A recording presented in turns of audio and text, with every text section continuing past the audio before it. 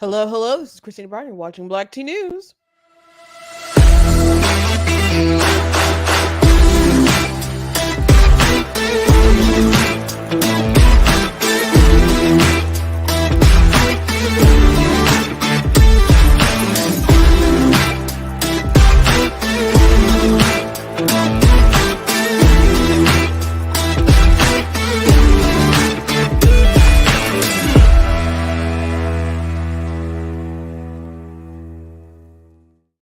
Hello, hello. Welcome to Black Tea News. I'm your host, Christina Barr, and today we're going to be talking about how you guys remember when people were freaking out or trying to say that the right was lying and Obama wasn't leading a frail Biden away at a fundraiser. Turns out people were at that fundraiser absolutely knew that Biden did not look well. And now the person who headed that fundraiser for Joe Biden wrote an op-ed, George Clooney, saying that he needs to step aside. So again, everyone with eyes and paying attention could see what was going on. So now they're in this big mess. So we'll continue talking about it.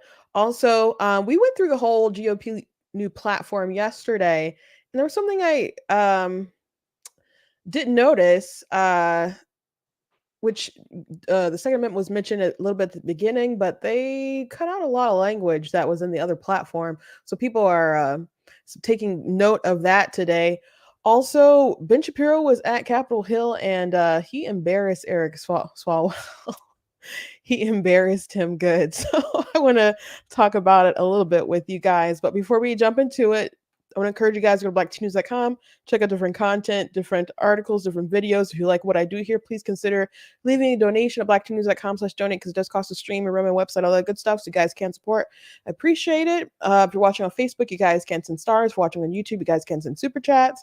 You guys can also check out different merch that's available at the store, like this cool "I'm Not the Victim You're Looking For" shirt and other stuff that we have there as well. And you guys can also check out some of my books that are available on Amazon. If you search my name, Christina L. Barr, you'll be able to find it. But there is a link in the descriptions as long as you're watching on Facebook and YouTube. I know Twitch doesn't really have links and stuff in the description. You should be able to find my books at Amazon. So anyway, Ben Shapiro went to go testify because of the different censorship that conservatives were receiving. And so Eric Swalwell decided to make it about Project, 2025.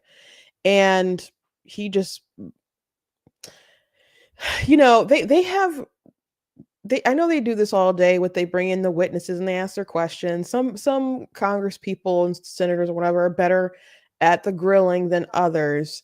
But Ben Shapiro is way smarter than your average bear.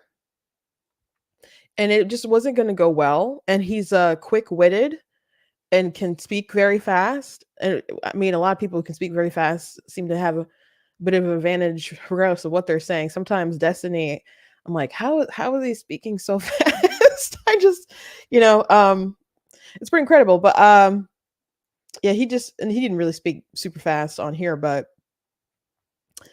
he just got him so well and his delivery was great. So we're going to watch a little bit starting off with that.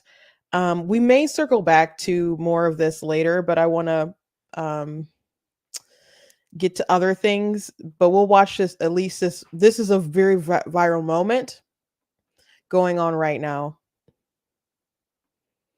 So it seems Democrats on this, well, I won't read it to you. I'll just play it. Mr. Shapiro, thank you for joining us today. I think it is important that you're here as one of the leading conservative voices in the country. And the country has, in the last couple of weeks, talked a lot about and Googled Project 2025. It's one of the most Googled search terms right now. And you're not going to get any censorship from me. So I just wanted to know, from your perspective, I think it would help us understand on just like a scale of 0 to 100%, how much do you support Project 2025? I think, like President Trump, I haven't looked all that deeply at Project 2025, but it seems that Democrats on this committee sort of like Peter Pan and Tinkerbell. If they say Project 2025 enough, their presidential candidate becomes alive again. Mr. Shapiro, thank you for. So, that's the moment that's super viral right now. But their whole exchange was pretty odd. Like he's like, well, let's go down the list of things. And, he asked him about, do you believe gay marriage is a sin? And he explained his position, like politically, like, uh, I don't believe people are free to, engage in whatever relationships that they want to, whether we should give certain tax benefits to people, like, is up for discussion. But he's like, well, do you think it's a sin? He's like, I'm Jewish. So it became a bit of a, I mean, I guess not a religious test, because he's not running for anything and he's not going through a confirmation hearing. But what, as he pointed out, the most major religions, have an opinion on that. So are you dogging Christians? Are you dogging Muslims for those opinions? It was just bizarre. It was just bizarre, but worth watching. I haven't watched the whole thing, but they should have known better not to go that route with Ben. And again, it was about censorship of conservatives, not the Project 2025, but he obviously wanted to make some kind of viral moment, maybe make some kind of example out of Ben, but he definitely made him look stupid. Now, what I will say about Project 2025 is this. It's 900 pages and I'm not reading it. I'm sorry. It's your job as a political person. It's why? Because I know Trump didn't read it. And I know some things that people are talking about in it he doesn't agree with. Like, staunchly doesn't agree with. So the idea that this is going to be the policy agenda is silly. There's some things in there that people will like. I think that a lot of people would probably like, a lot of conservatives will like. That doesn't mean everybody's on the same page. If you want to know where Trump's head is at, go read the platform, because this team basically wrote that and didn't allow for discussion, debate, and amendments. If you want to know where his head is at. Or you can go, I don't know, listen to a rally, or you can go look on their campaign website, or open up the freaking emails. But a 900-page document, Trump didn't write that, Trump didn't read that. And neither did most of the people who were talking about it. Like, I looked at Project 2025. Yeah, some site had some stuff listed, and those are your talking points. I understand. But you didn't read it. You didn't read it, and like Mark Hamill shared a meme or something, or an infographic with Trump and some things listed on Project 2025, and some of the things was like ban no fault divorce. I'm like, I don't think someone who's been divorced, twice and is married, has 3 wives, has it a priority on his agenda to reform marriage. I just don't think that's like a top priority for Trump. That sounds silly. So I think all I tweeted at Mark Hamill was, you're legit stupid. And I didn't go into more detail than that. It's just ridiculous to believe some of this stuff. I said, y'all are legit stupid. So let me just, in no fault divorce, complete ban on abortions. And I don't even know if this stuff is in there, because someone had retweeted Mark, was like, I'll give you all, donate a bunch of money to your favorite charity if you can find the page numbers of all the stuff. Complete ban on abortions without exceptions. He's going to bat against his base over this, and y'all think that's his priority for Project 2025. It's silly. It's absolutely silly. Ban contraceptions, as if he'd want to do that. Higher taxes for working class, that doesn't make any sense. He definitely said he didn't want to cut Social Security, cut Medicaid, or raise a retirement age. They barely mentioned anything about healthcare in the in the platform. He lowered prescription drug prices. It's all silly. Um, and marriage equality, yeah, right. They just had a gay wedding at Mar-a-Lago, from my understanding. Melania wants to make that a priority. Um, so I ban Muslims from entering the country. He didn't do that before. He did have a travel ban on certain places that were hotbeds of terror, but it wasn't a Muslim ban. So a lot of stuff is silly. Like, you guys didn't read it. You're reading bullet points, perhaps bullet points rewritten that are exaggerated things, but Trump ain't read it. He's not for it. Just drop it. There was somebody who got like clips from years ago of like Marco Rubio like congratulating like the Heritage Foundation and like, aha, smoking gun, leaked footage of him, of Marco Rubio supporting, and they say something specific about like Project 2025. And it wasn't, and you listen to the clip, I'm like, why are y'all lying? And this is from years ago. Like, this thing didn't exist yet. All he said was, in the past, the Heritage Foundation is doing a great job. And they're trying to say, aha, that means that they support Project 2025. It's really crazy. Anyway, let's get to something kind of more fascinating to me. You guys remember when Biden was hobbling? Well, not hobbling, but he was being helped by Obama off the stage. And they were trying to say that that didn't happen. And they shared like the actual like feed from the video where it was like close up, far up, close up. Really good editing, really good direction. Not yeah, really good direction. Whoever was doing the camera work, but here, that's really loud.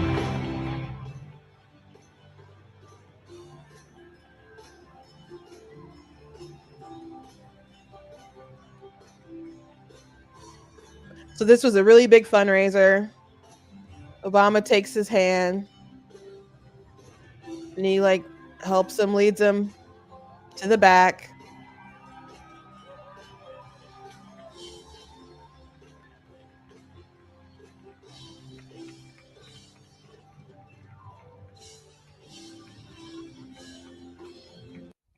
So anyway, that went really viral. They're like, "Oh, he didn't help lead him, and here's the real footage." And again, close up, far away, they're cutting at moments where he was kind of pausing or whatever.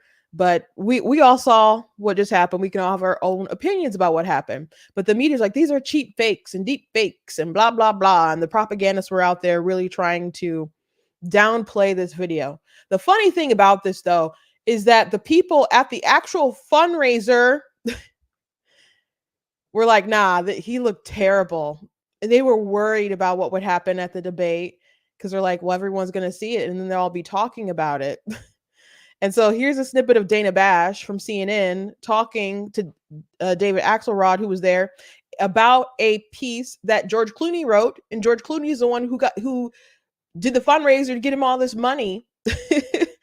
And before we play that, like, some people who might be dismissing like George Clooney having an opinion, and sometimes we all like dismiss, like roll our eyes at celebrities having an opinion. The Democrats really care about these elite circles, especially where a lot of money is involved.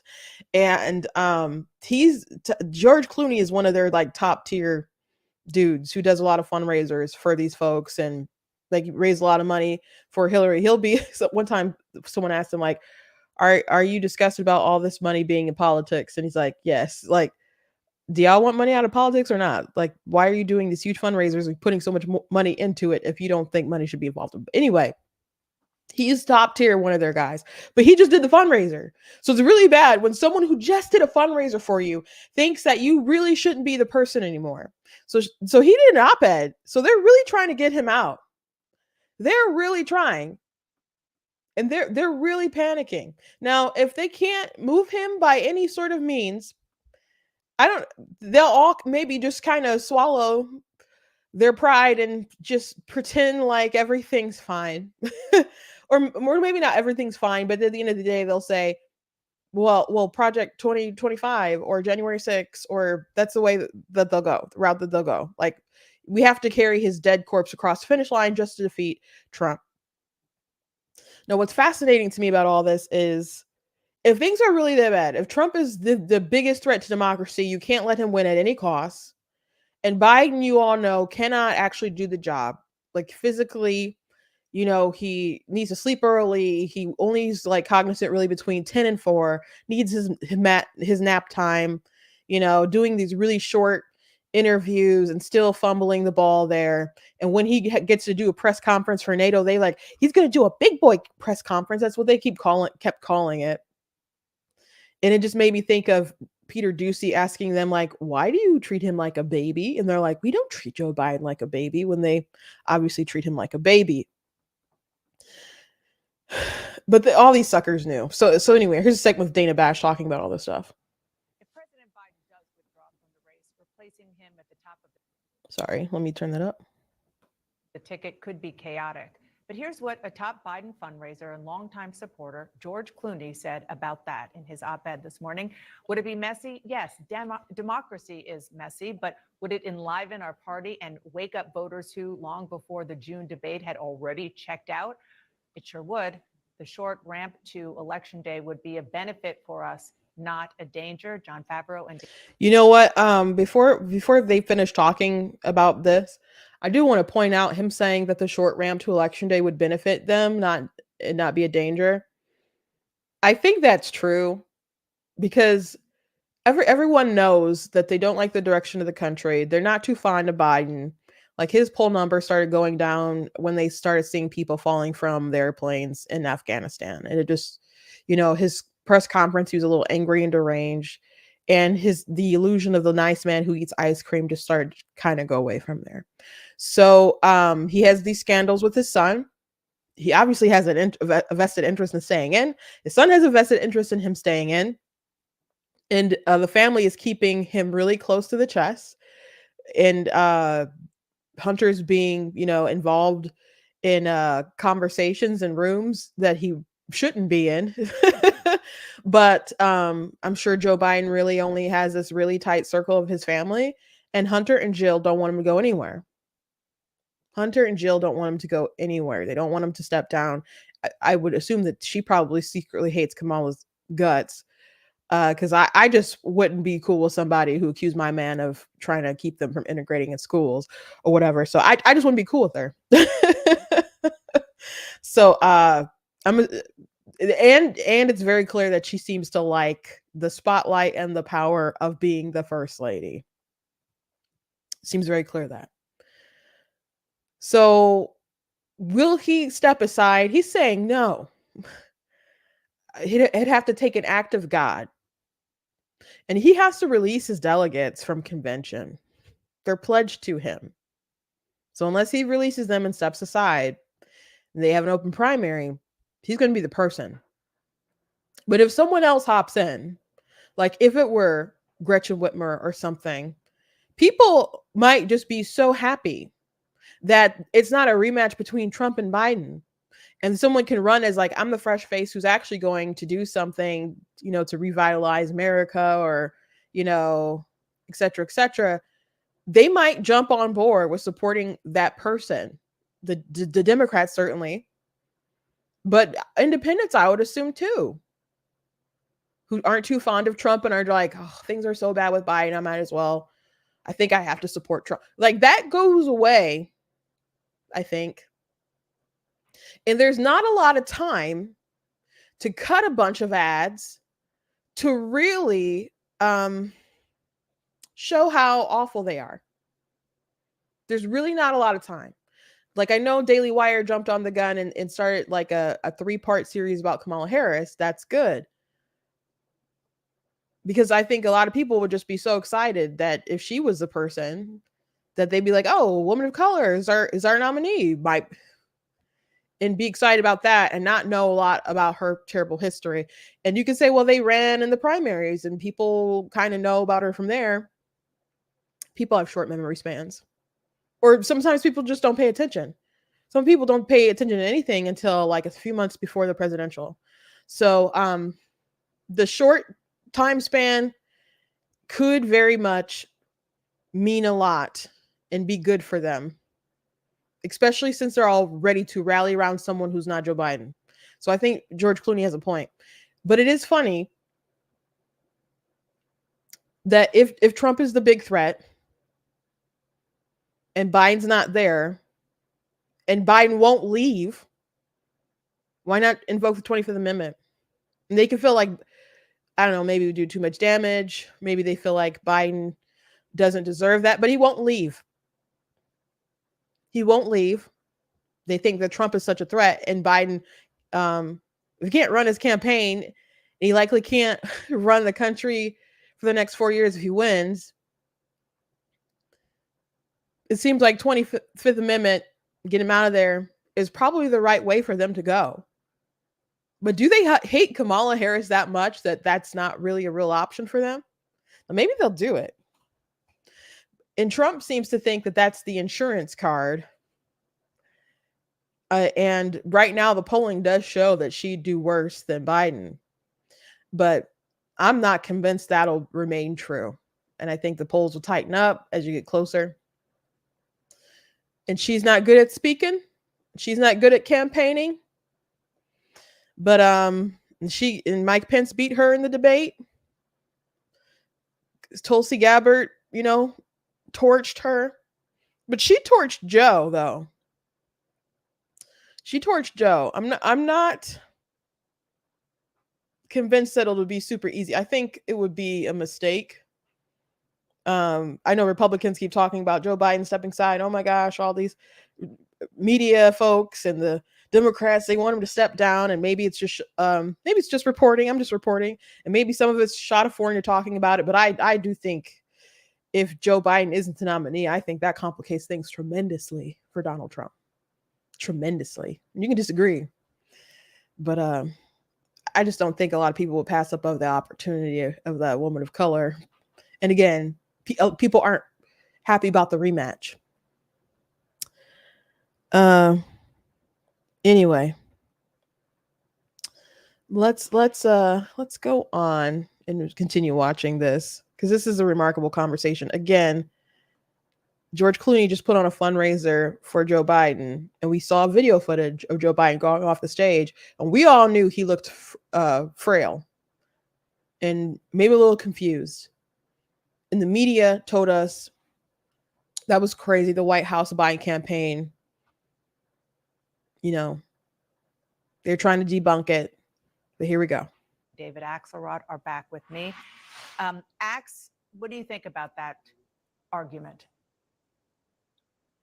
Look, I think there's merit to it. Sometimes this is all a matter of risk assessment. There's risk associated with everything. The question is whether the risk of the status quo eclipses the risk of trying something else. And I think we've reached the point where many have come to that conclusion. But the thing about the piece, Dana, that I thought was particularly impactful was Clooney, who just hosted a major fundraiser for the president a few weeks ago in California, said you can't win the battle against time. None of us can. It's devastating to say, but Joe Biden I was with 3 weeks ago. The fundraiser was not the Joe Biden of 2010. He wasn't even the Joe Biden of 2020.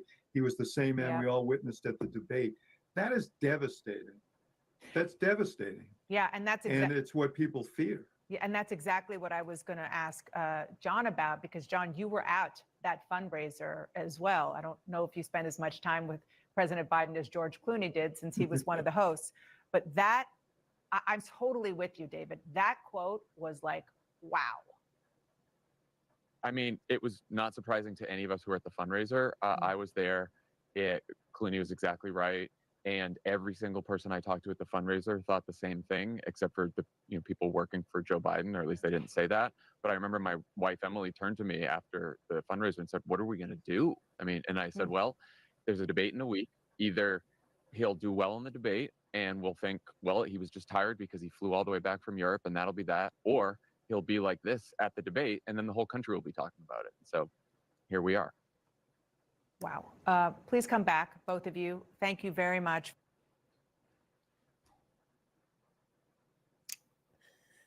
They knew. They knew. They knew.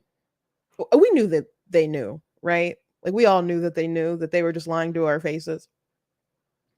So everybody there was well aware of the fact that Joe Biden looked really bad, that basically his presidency at this point and his candidacy is a threat to democratic rule, and we're frightened of what would happen at the debate, that everyone would see what they all could see. And no one was talking about it until the debate, until he couldn't hide anywhere, because it was live, so you couldn't do 200 cuts to make it seem all coherent. All these reporters knew, people in his circle knew, the White House knows, his campaign knows, his family knows, everybody knows. Now, I don't think, well, I mean, I guess their convention is the time whenever they have the convention is the time when they have the convention. But whatever rules are already like on the ballot that has his name on there, they shouldn't be able to change it unless, I think in some cases, there's one state, like if he's, ruled to be, if he dies or has some kind of mental impairment or whatever, they can swap his name or something. But I don't think any Republican legislators should play ball. If I would just be like, oh, sucks for you guys. I guess you lose Georgia or Nevada, Wisconsin or whatever, whatever. If you want to surrender those things, nobody should play ball with just them replacing him on the ballots. Now, if they want to go ahead and have an open convention, very dangerous. But if he did step down and Kamala Harris is all of a sudden number 47 and Trump has to torch all of that 47 merchandise that he has, and she becomes a president, I don't know how they suddenly get to the point where they can make the argument that she can't be the nominee. And I would imagine George Clooney raising all that money for Biden, if the only person who can use it is Kamala, that they wouldn't want her to use all that money. So either the push for her is real, and they will all coalesce around her, or they hate her guts that much, and that's kind of hilarious. But because of how they're structured, their mentalities, their hierarchy of oppression Olympics, and their need for the other to uplift the other, etc., they cannot bypass Kamala Harris and put a cisgender white male Gavin Newsom or cisgender white female with Gretchen Whitmer. It's got to be Kamala. It's got to be Kamala. The vice president, if he's replaced at all. And he's not going, I guess, without a fight. Nancy Pelosi was on a show, and they asked her about it, and she's like, oh, he should do whatever he wants to do. And he's already said what he wants to do. So there's a bit of panic also today, and I guess every day since the debate happened. So, Madam Speaker, you just went through the president's record, but let me ask you about the current moment. Does he have your support to be the head of the Democratic ticket? As long as the president it's up to the president to decide if he is going to run. We're all encouraging him to make that decision because time is running short. I think overwhelming support of the caucus. It's not for me to say. I'm not the head of the caucus anymore, but he's beloved. He is respected, and people want him to make that decision. Not me. He has said he has made the decision. He has said firmly this week he is going to run. Do you want him to run? I want him to do whatever he decides to do. And that just it kind of sounds like sometimes when people talk about do you support abortion? Like I'm pro the woman deciding to do whatever she wants to do. Like, so you're not going to talk about what ought to be your real opinion or whatever. Like, I think she should decide whatever she wants to do, even if it's like in the 8th month or something, whatever she decides to do, you know. Yeah, Biden has already just to say, we support him and go along with that. But obviously that's not what they want. Obviously that's not what they want. So there's been a lot of blowback from this conversation. I can't remember what she says after this. that's the way it is. Whatever he decides, we go with. I think it's really important, and I would hope everyone would join in to let him deal with this NATO conference. This is a very big deal. It's a big boy. Over big boy 30 conference. Heads of state are here. He is the host of it, and that means not just hosting, it means orchestrating the discussion and setting the agenda, and he's doing so magnificently. And I've said to everyone, let's just hold off. Whatever you're thinking, either tell somebody privately, but you don't have to put that out on the table until we see how we go this week. How we go this week.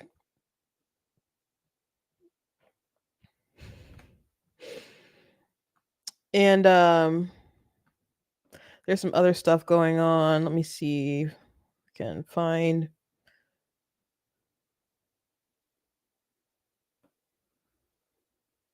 There's other comments from Democrats where there were swing state Dems and they're like, I don't want him to do it. I'm good. I don't want him anymore. See if I can find him real quick. I liked a lot of things today. Or George Stephanopoulos, I guess, basically said he doesn't think the president go 4 more years. Not on a show. I think it was like a hot mic or something.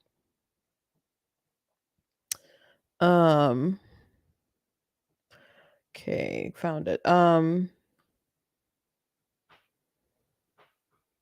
There's a Democrat, Bennett confirms Caitlin Collins. He said Biden won't win in November at today's Senate Dem lunch. It's true that I said that. He calls the trajectory of the race worrisome. I think we could lose the whole thing, he says, of Congress in the control. The White House has done nothing since the debate to demonstrate they have a plan to win this election. And he was asked, can you see yourself calling on Biden to withdraw? He said, I believe the entire future of our country is at stake. I think it's critically important they address the concerns of the American people, not ignore them, which is garbage. Like Meghan McCain said, the behavior from the Democrats, I guess, like not getting Joe to step down or his family keeping him there. And she's really upset by his family just parading him around while he's obviously mentally declining and deteriorating in front of all of us.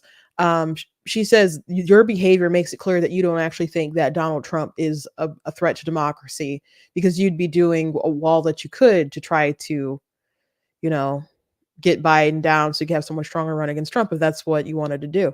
Now, there are people who make the argument like if Biden steps down, that'll put them all in a worse type of situation. But I don't know about that.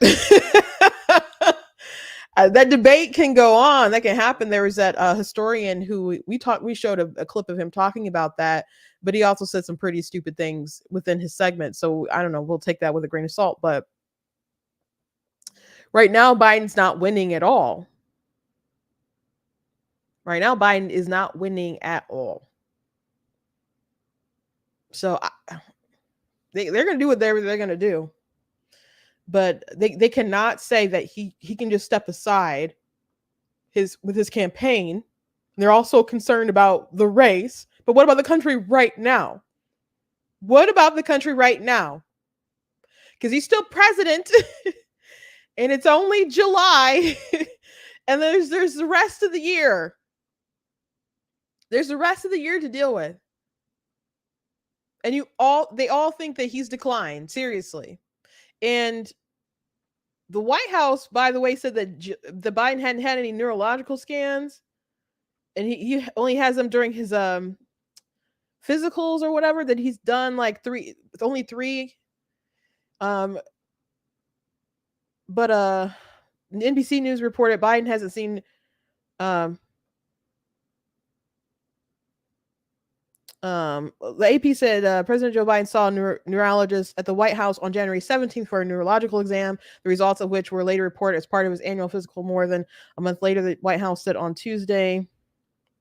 Confirmation came after the White House press secretary Karine Jean-Pierre inaccurately said during the daily briefing with reporters that the January 17th meeting was not related to care for the president in response to a question from the Associated Press. So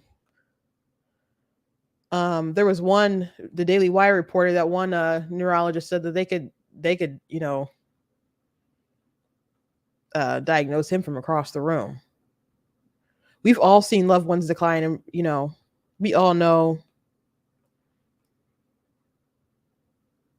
that he's not there. And we know from his schedule and other things that he's not there. And by the way, I've been saying this a long time. When they didn't immediately have a bunch of stuff after Ginsburg died, I'm like, something's wrong with this man. Like, you're calling a lid at like 12 p.m. A lid is like when their schedule's done for the rest of the day, and they're like telling the press that they don't have to like follow him and cover him anymore.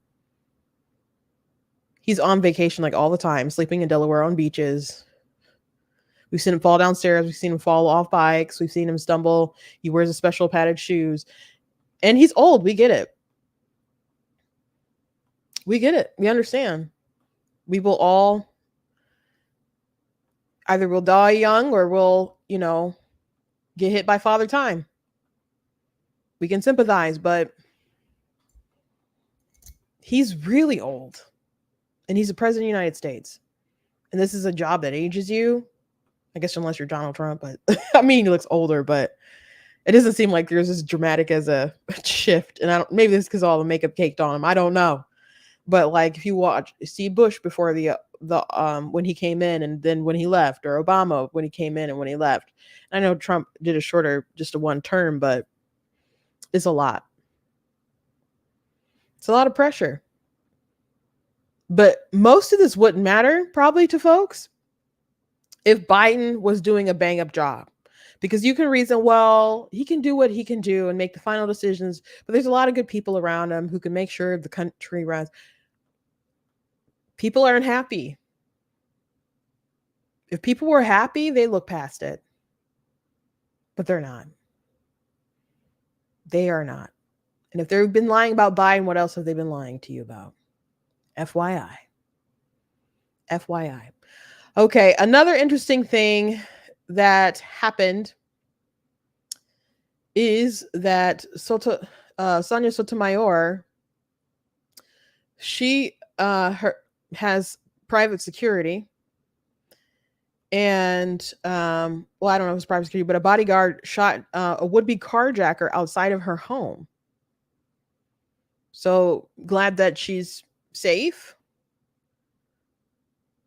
But something that is interesting is that someone pointed out in one of her decisions, she said, in sum, the framers did not write the Second Amendment in order to protect a private right of armed self-defense. So people think that, and then they have armed security. Now you can say, well, that's legal or whatever, so she can go ahead and do it. That doesn't mean that's what the framers meant. Sure it is. But you benefit from having private bodyguards.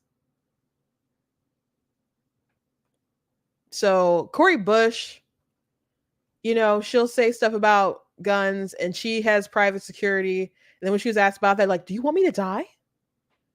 And I mentioned some time ago that was basically a conversation with Hillary Clinton back in 2016. Like, Trump was like, if you don't like guns, then why don't you just tell like the Secret Service to disarm themselves? And people start saying Trump wants Hillary Clinton to be murdered. It's like, no, well, let's test your logic. You obviously think guns are okay for you, but you have a problem with other people arm themselves. Anyway, I'm glad she's okay. Sincerely glad she's okay. Though she's a trash justice, really dumb opinions, I'm glad that she's okay. Anyway, last thing I want to mention as far as one of my main stories is that we went through the Republican platform yesterday, and there was a lot of talk about what was in the what was left out and changed as far as the pro-life position, which there's some senators, GOP senators, saying that they're upset about it. I don't know how much of a stink they're going to raise, and I don't know. They have to actually like adopt it though. Like everybody has to actually like vote for it. I'm sure that'll be like a yay nay situation. Um, we'll see if they make a change. But something that I didn't really notice until I read up on this article today that came across my Twitter is that they took out stuff about the guns. Now there was a line in there about the Second Amendment, but the other platform was a lot more meaty. And so the Reload wrote this that I'm sorry, that's the wrong thing. I'll just read it to you guys. The 2024 Republican platform drops gun right promises. In its first official platform since 2016, the grand old party, GOP, slashed all mention of its gun policy positions. The Republican National Committee, RNC Platform Committee, voted 84-18. Mind you, there was no amendments offered. They didn't have subcommittees. They didn't really have time to debate and chatter about it. And it was stacked with a bunch of loyalists who would do what Trump said. So that's, if you're like, that's a big majority. Yeah, they didn't want discussion on this thing. So they stacked it. They really did and pushed it through. So 84-18 on Monday to adopt the new 2024 platform language after skipping the process entirely in 2020. And from my understanding, they didn't really do anything in 2020 because they didn't want any drama from different stuff. But the 2016 platform's got some good stuff in it. The finalized document leans into former President Donald Trump's America First outlook and parrots many of his stances on issues ranging from immigration to trade. However, it has also minimized the party's emphasis on gun policy compared to its previous platform. The entire platform discusses gun rights just once in a preamble statement about the party's dedication to defending our fundamental freedoms, including freedom of speech, freedom of religion, and the right to keep and bear arms. The final product omits any discussion of tangible gun policy ideas. The Republican Party's platform's downplaying of the Second Amendment issues comes as the gun rights movement finds itself in a precarious position politically as guns have become increasingly polarized along party lines. Gun rights supporters have found themselves reliant on Republicans for political support. President Joe Biden has made gun control a fixture of his tenure in office and is already campaigning on even more sweeping proposals, including a ban on sales of the popular AR-15 in potential second term. At the same time, while GOP's current standard bearer has continued to seek support of the National Rifle Association and make promises and speeches to the group, he has been fickle on gun policy at times. His felony convictions also mean he can no longer legally own or possess firearms. In 2024, platform's cursory discussion of gun policy priorities marks a significant departure from the party's 2016 platform. The party previously dedicated an entire section to the Second Amendment. In it, the GOP listed specific pro-gun policies it wanted to enact, as well as gun control measures it opposed. It said, "We support firearm reciprocity legislation to recognize the right of law-abiding Americans to carry firearms to protect themselves and their families in all 50 states." The 2016 document reads, "We support constitutional carry statutes and salute the states that have passed them. We oppose ill-conceived laws that would restrict magazine capacity or ban the sale of the most popular and common modern rifle." The section continues, "We also oppose any effort to deprive individuals of their right to keep and bear arms without due process of law. We condemn frivolous lawsuits against gun manufacturers and the current administration's illegal harassment of firearm dealers. We oppose federal leasing or registration of law-abiding gun owners, registration of ammunition, and restoration of ill-fated Clinton gun ban." And the RNC did not respond to a request for comment about the party dropping gun rights priorities from its platform. However, in a press release, the RNC chairman Michael Whatley and co-chair Laura Trump called a bold roadmap that will undo the devastating damage that Joe Biden's far-left policies have done to this country, power President Trump to a historic victory in November, and make America great again. So there's more in the article about different stuff, but yeah, they took out quite a bit of things.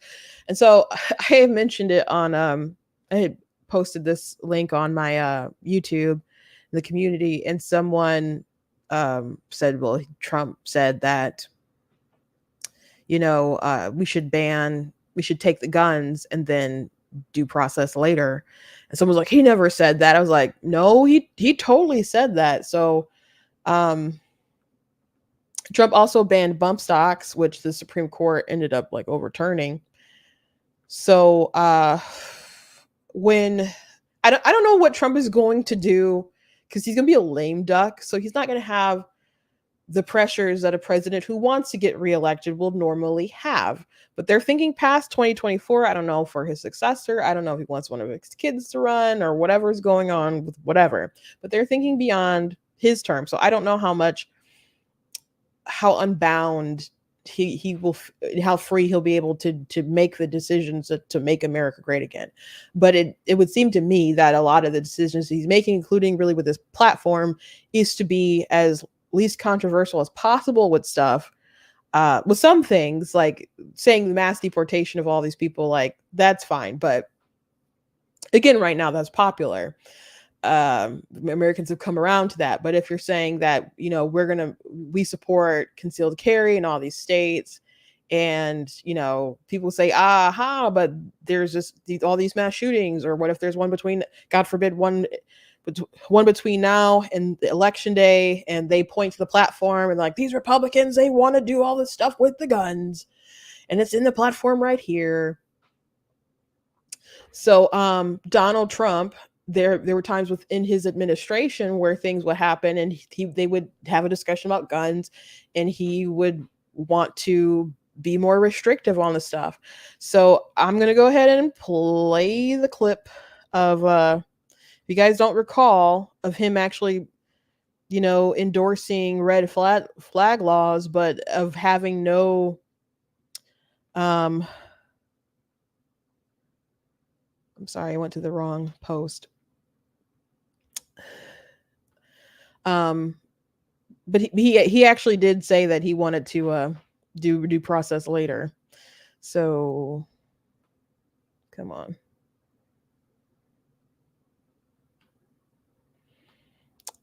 Let's take it.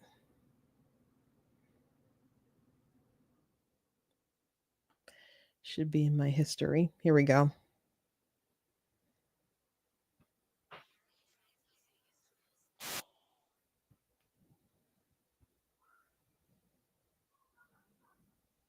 Sharing my screen.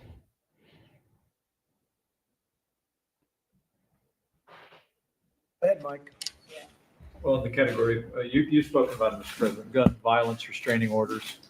They're called. California actually has a version of this. And I think in your meeting with governors earlier this week, individually and as a group, we spoke about states taking steps. But the focus is to literally give families and give local law enforcement additional tools if an individual is reported to be a potential danger to themselves or others. Allow due process, so no one's rights are trampled, but the ability to go to court, obtain an order, and then collect not only the firearms, but any weapons in the possession Or of that might individual. take the firearms first and then go to court, because that's another system. Because a lot of times, by the time you go to court, it takes so long to go to court to get the due process procedures. I like taking the guns early, like in this crazy man's case that just took place in Florida. He had a lot of firearms. They saw everything. To go to court would have taken a long time. So you could do exactly what you're saying, but take the guns first, go through due process second. Yeah. So, I mean, there are people who pointed out, he said kind of that stuff in the primaries, or some of the red flags in the primaries that he said about abortion and other stuff. But, people overwhelmingly just kind of didn't care, and they wanted Trump. So now, people are seeing this stuff in the platform and they're not comfortable with it. And there were some warning signs, guys. There's one person who let me see if I liked it. Oh, Todd Starnes. he's been really upset about the GOP platform change, especially with the abortion issue, and he had on Tony Perkins to talk about it. And I guess the first report that I had heard from other sources that they were trying to ram through some certain stuff with the platform, but the first like report that I saw on it was from Todd here. But someone had this clip here back in the primary of his reporting. Then DeSantis disciples accused Trump of being pro-trans, pro-abortion, and I don't know what all he said on his platform, but it was just probably stuff that Trump was saying at the time. Like, well, at least with the abortion thing, because he was saying that heartbeat bills are bad, which, by the way, he said something else that was not good today either. Like, he was talking about his VP picks, which some people are speculating that it's not any of the main three that people were talking about. Like, it might be like totally someone surprising. Some people are saying it could be Glenn Youngkin, which I think that would be wild if Glenn Youngkin left the governor's mansion in Virginia and decided to be Trump's nominee. That would be cool if Winsome Sears was all of a sudden governor of Virginia, but I wouldn't do that if it was Youngkin. So it would be maybe a good move for Trump, but I wouldn't do that if I was Youngkin. But he said he was talking about the nominees, and it was about Rubio. Is kind of weighing the pros and the cons. And I guess he said on Fox News Radio, he said Vance's beard is not a problem. He looks like a young Abraham Lincoln. So kind of joking there. He said Burgum signing strict abortion ban a little bit of an issue. And Rubio, great at rally, but both of them living in Florida makes it more complicated, but easily fixed. So there is like a constitutional issue with both of them being from Florida with the Rubio thing, which Trump could just say he's from New York and change his address there because he does have obviously a residence there, and then that would be solved. So it could be Rubio, and Vance are really doing the Veep stakes thing. Some of the comments, like Rubio thought that it was a good thing the platform changed and it should reflect the nominee. Vance supported the abortion pills the other day because that's what Trump wants. Or said they support the access to them as the court deemed. But Burgum being an issue, a little bit of an issue because he signed an abortion ban.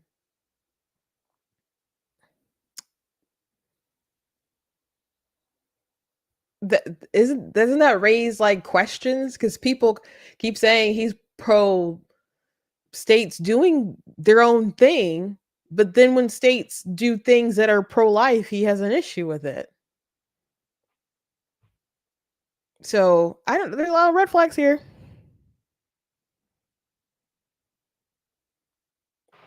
There's a lot of issues here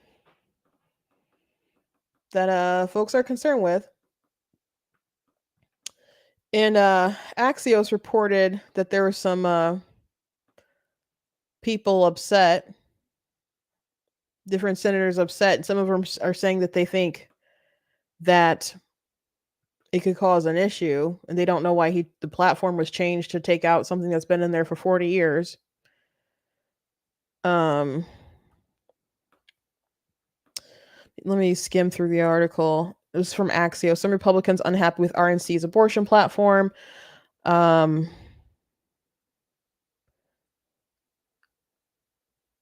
it matters abortion is one of the most contentious and vulnerable issues for Republicans this election cycle. They've suffered a string of losses at the ballot box since the U.S. Supreme Court overturned Roe v. Wade.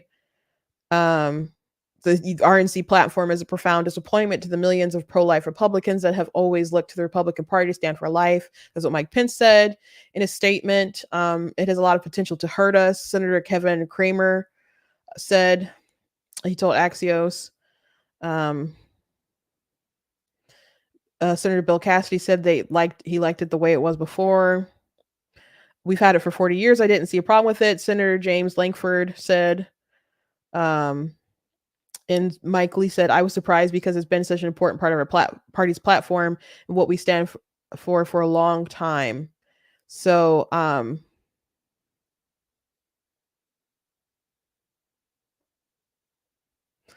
Senator Katie Britt, on the other hand, said that she hadn't looked at the platform yet. I don't know what she's doing, but saw it had support from anti-abortion groups, adding she is proud to be pro-life. This will be up to the platform committee. I remain committed to life, and I make no apologies for that, Senator Joni Ernst said. Though she said she expects Americans to be very receptive to the platform. I think it's something I can live with, Senator Lindsey Graham said on the abortion change.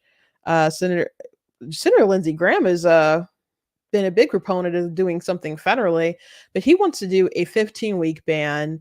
His reasoning for a 15-week ban is, well, he would say, well, that at that point, if you do some kind of surgery inside the womb on a fetus, they would give them some kind of pain medication. And so, if at that point, we'll say that you can't do an abortion past 15 weeks. And so that would ban abortion, late term abortion or whatever on a federal level. But Trump's doesn't support that, and kind of publicly shot Lindsey Graham down for those kind of opinions. But he said he says he can live with this. I'm sure they get behind Trump when he says jump. Senator John Barrasso is supportive and said the abortion language in the platform overall is clearly reflective of the president and the position there. Yeah, that's all the quotes that they have. I mentioned this yesterday. The platform says that they oppose late-term abortion, but the reality is that the platform actually allows for late-term abortion. Something is up with my live stream. The time isn't there. Usually it shows how long I've been live. So I don't know how long I've been talking to you guys. Let me see my phone. It's been a little bit, almost an hour, I guess. Because I don't know where it is on my timer thing usually to keep track of the time. Yeah, we'll still have to see what the fallout is, but there's certainly a lot of people upset. 57 minutes. People are certainly upset. Well, I guess we're about an hour in anyway, so I would recommend going and at least watching the entire Swalwell, the guy who is with the Chinese spy, and he said some really radical, crazy things over the years. But trying to grill Ben on his faith. And what was really funny, he showed a quote from Ben Shapiro. I think it was maybe about marriage, and Ben Shapiro's like, yes, I agree with me. And I don't know why they tried. And then after Swalwell's time expired, they're like, your time has expired, and I'd encourage you to take the advice that when you dig a hole, when you're in a hole, stop digging. And that's what he continued to do. Anyway, thank you guys for joining me today. If you like what I do here, please consider leaving a donation to blacknews.com/donate, because it does cost to stream and run my website, all that stuff. You guys can check out different articles on the website. I did drop one about the change in the platform as far as the pro-life stuff. I guess I'll have to make one about the Second Amendment too. I know I read you one, but it might be important to put one up myself. So go ahead and check that stuff out. My sister and I were having a conversation this morning, and about whether she thought like a bunch of evangelicals were going to just not vote because of the platform change. And I said, I don't know how many people are even aware of it, really. Like, how many people are really closely paying attention? And she's like, oh, well, maybe that's part of the reason why they didn't let C-SPAN or anybody cover it as well, to keep it kind of more hush hush. Now, would it actually, has to be approved on by everybody, I guess. I don't know. I don't know what happened then. I'm assuming they're not probably going to change it, but I don't know. I would expect that something like this ought to cause a big stir, but we'll have to see how many people are kind of set in the Trumpian sort of party, I guess. And there is the whole Biden and the Democrats are terrible and the country's not in a good spot. So people might feel like that's an acceptable sort of compromise. But I'm reminded of years ago when the Democrats booed God in a platform. Like it was their convention, and there was some language in there that Democrats were trying to take out, and they didn't end up taking it out. It had something about God in there, and people in the crowds were booing. And so that was a moment that I know of some pastors waking up, like black pastors and stuff, saying, I can't be with the Democrats anymore. Like it was a huge scandal of them booing God and stuff. So I know this moment kind of, to me, it reminds me of it. It's not having that kind of impact from what I can see right now. I mean, there's a lot of chatter online of people who are upset about it, but I don't know how many of those people were. I don't know. I'm seeing there's quite a few people say I voted for the past 40 years and now I'm going to leave the president blank.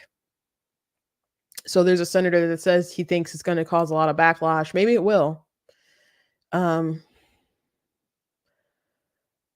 Again, I think Trump and his campaign constructed a platform that they thought was going to be the best for them.